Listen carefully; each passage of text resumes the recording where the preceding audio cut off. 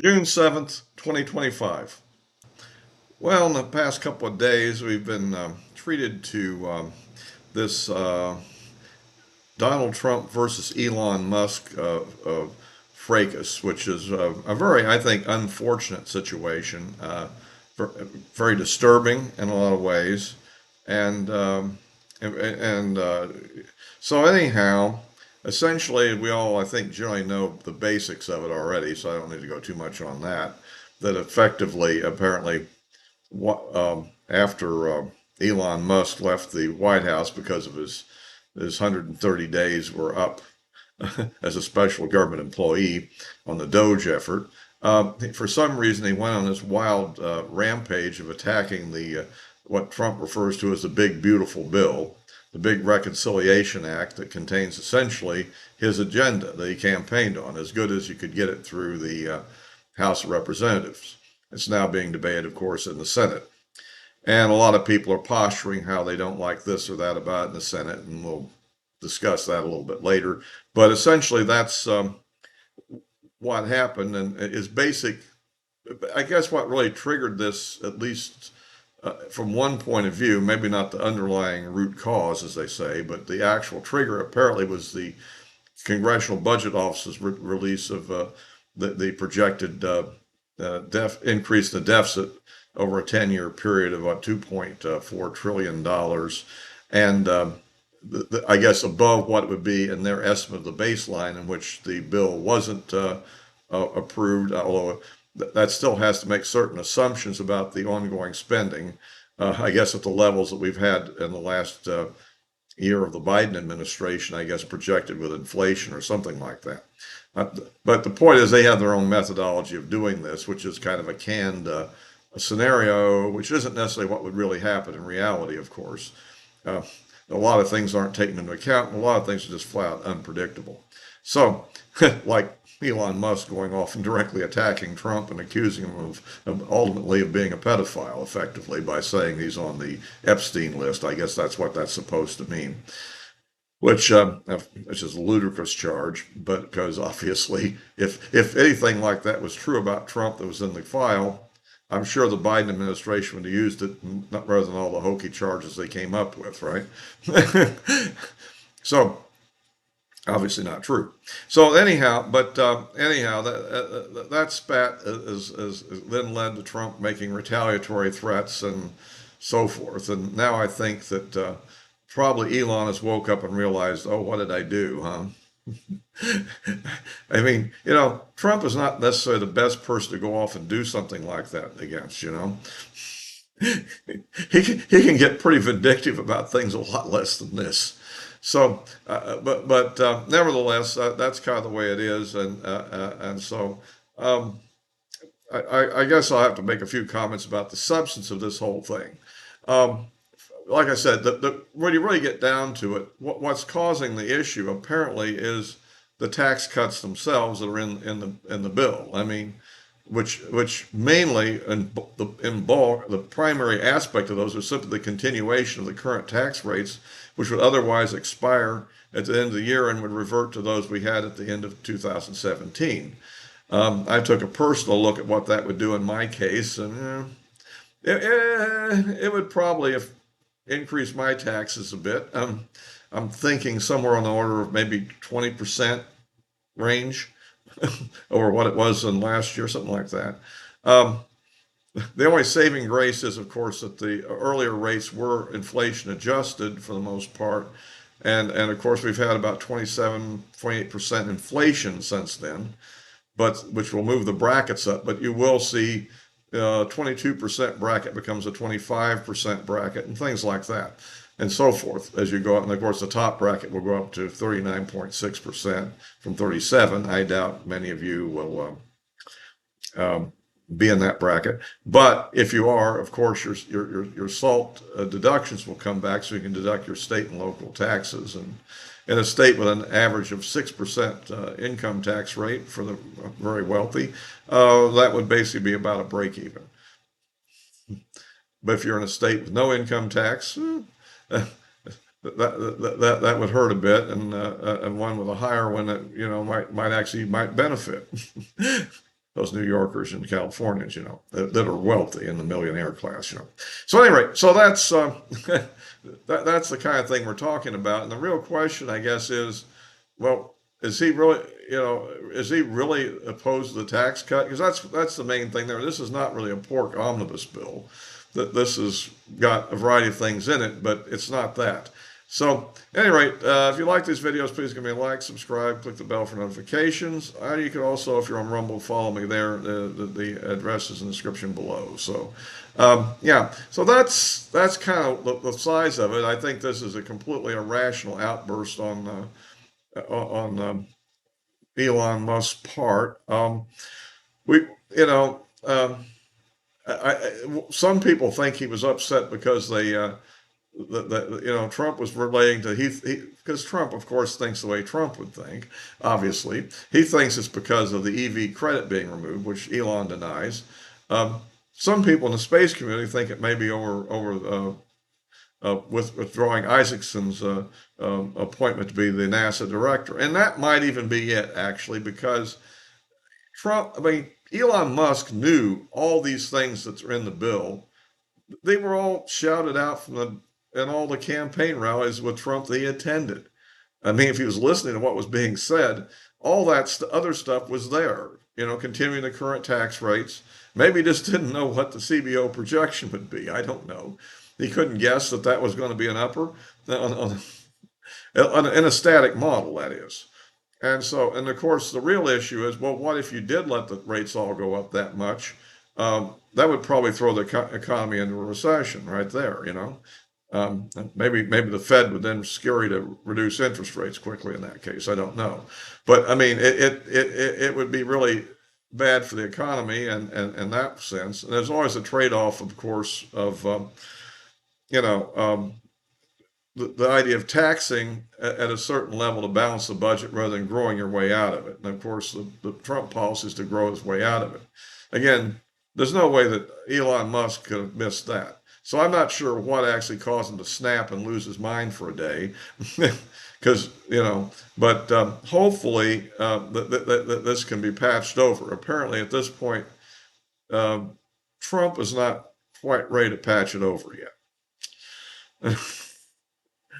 He may want a more clear-cut apology. I mean, at any rate, so that's kind of the way we are on that subject. Of course, from my point of view, since I am interested in the space program issues, as being a frequent caller to the space show, I think some people realize I'm that same individual. Of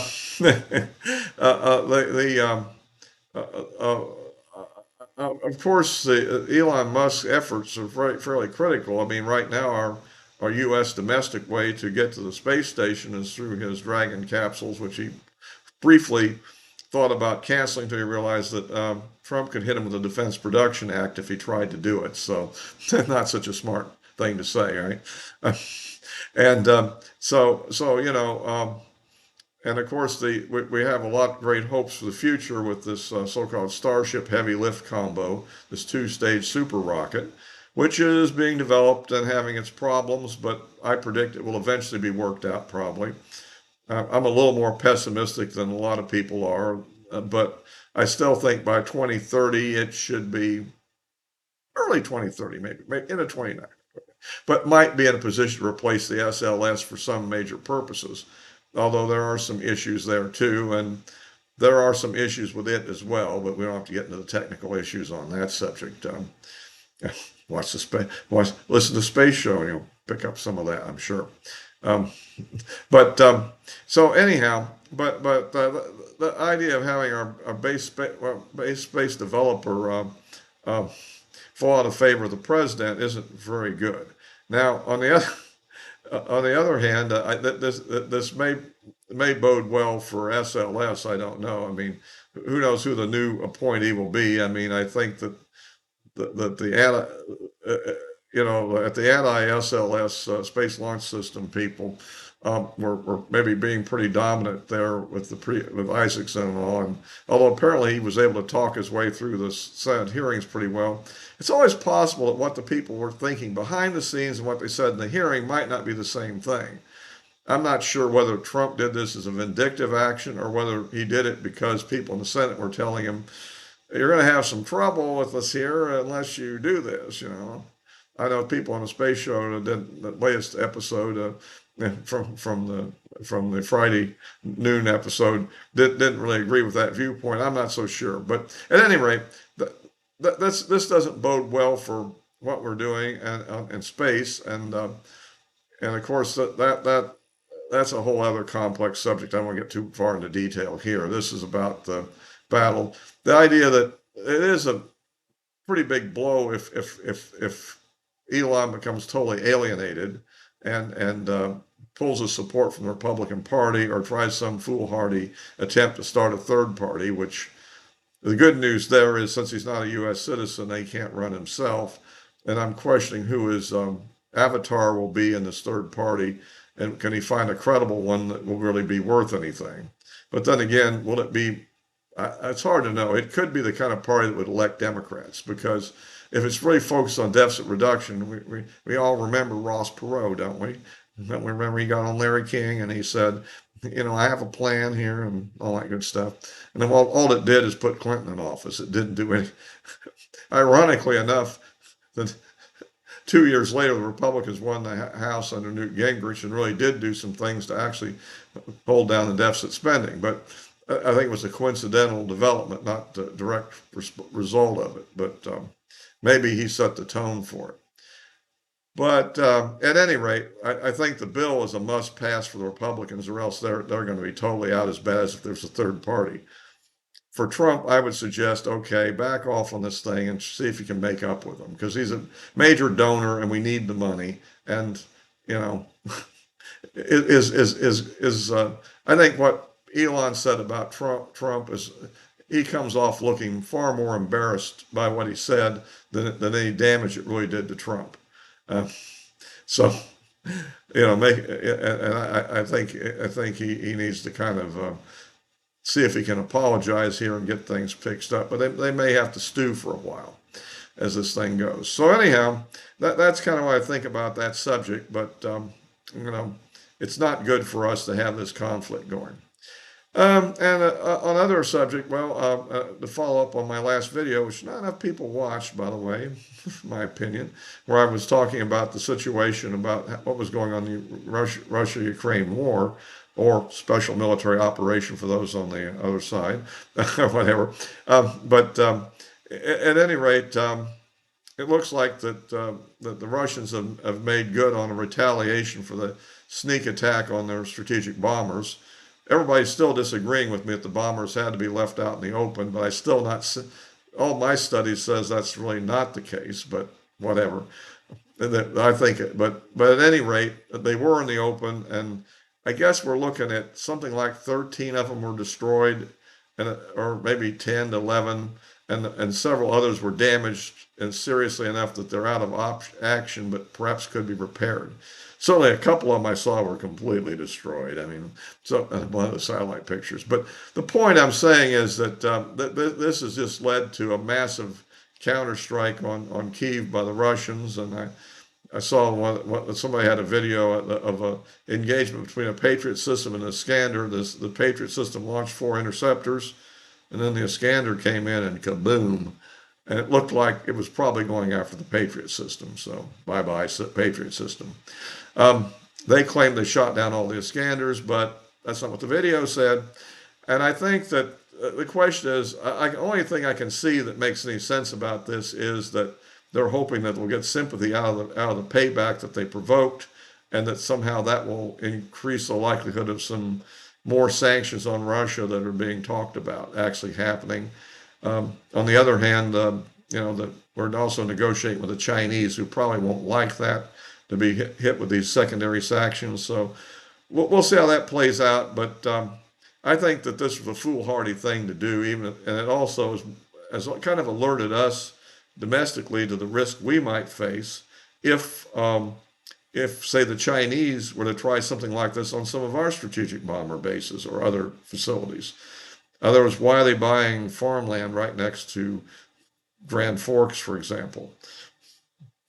You could see how that drones could be acquired and put in there, equipped with explosives, and used to attack our base. That could happen. And so we got to be very leery of let that in here. And plus, all those thousands of military-age Chinese males that came in this country. I mean, have they served in the People's Liberation Army? Are they spies? Are they saboteurs? Or are they just people looking for a better life? Well, we don't know. But it's all disturbing, and since even the Russians, with their supposed authoritarian state, couldn't stop this, we, with our looser state, we better watch out here because bad things are brewing. At any rate, we should be on our guard. And we don't know what all these objects flying over our bases are. Are they UFOs, or are they just drones launched by, say, the Chinese or some other nefarious actors?